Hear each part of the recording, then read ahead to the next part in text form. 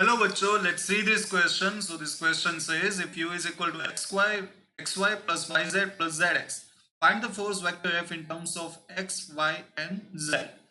तो यहाँ पे बच्चों हमें जो u मतलब कि पोटेंशियल एनर्जी और पोजीशन के बीच में एक फंक्शन दिया गया है, पोजीशन पे डिपेंडेंट है, तो हमें फाइंड करना है कि जो फोर्स होगा वो क्या होगा। तो हमें पता है कि फोर्स यहाँ पे जो होता है वो एक कंजर्वेटिव फोर्स होता है और वो पोटेंशियल एनर्जी पे कैसे डिपेंड करता है वो भी हमें पता है कि जो F होता है इसको हम लिखते हैं vector F is equal to negative of D U by D x.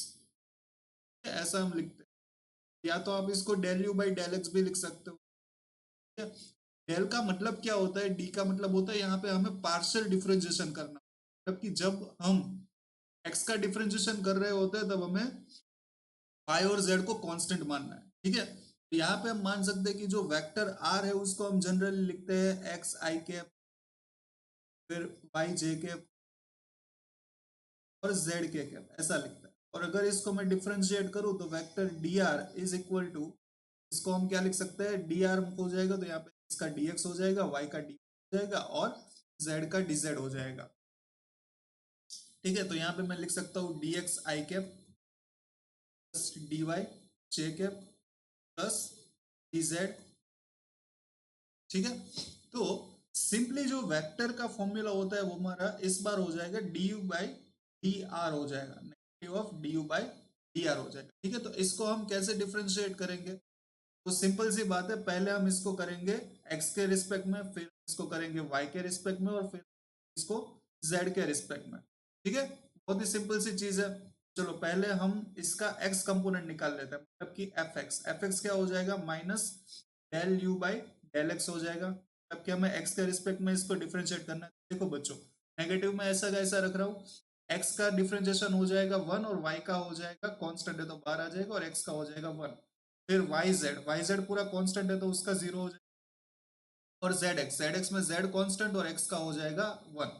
ठीक है, यहाँ से फिर हम एफ वाई निकाल लेते हैं। एफ वाई क्या हो जाएगा, del U by del Y. ठीक है, इस बार हमें y को डिफ्रेंशिएट करना है और x और z को कांस्टेंट मानना है।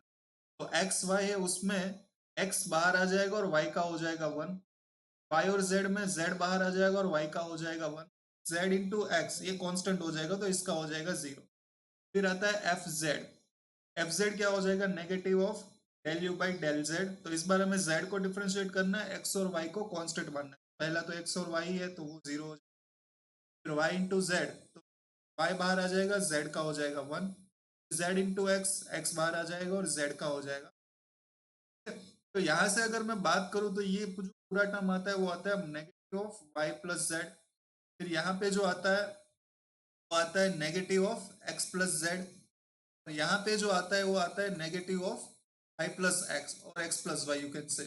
ठीक है, तो अब हमें पता है हम वेक्टर एफ को किस तरीके से लिखते हैं। हम वेक्टर एफ को लिखते हैं एफ एक्स आई कैप प्लस एफ वाई जे कैप प्लस एफ जेड के कैप, इस तरीके से हम लिखते हैं। हमें तीनों चीजें पता है, बस वैल्यू पुट करनी है। तो हम पहले एफ एक्स को लिखेंगे negative of Y plus Z I cap, फिर एफ वाई को लिखेंगे negative of x plus Z J cap, फिर हम लिखेंगे एफ जेड को negative of x plus Y और वाई प्लस एक्स के। ठीक है, तो ये वाला ऑप्शन बच्चों अगर हम देखते हैं तो आप देख सकते हो ऑप्शन 1 या 2 में से कोई आएगा। आई थिंक जो हमारा ऑप्शन 1 है, बार देख लेते हैं। जी हाँ, ऑप्शन 1 हमारा इस बार मैच कर रहा है, बाकी के तीनों ऑप्शन में कुछ एरर है। ठीक है, तो बहुत ही सिंपल क्वेश्चन था बच्चों, डिटेल में मैंने आपको समझाया। आई होप कि आपको ये क्वेश्चन समझ में होगा। Thank you so much.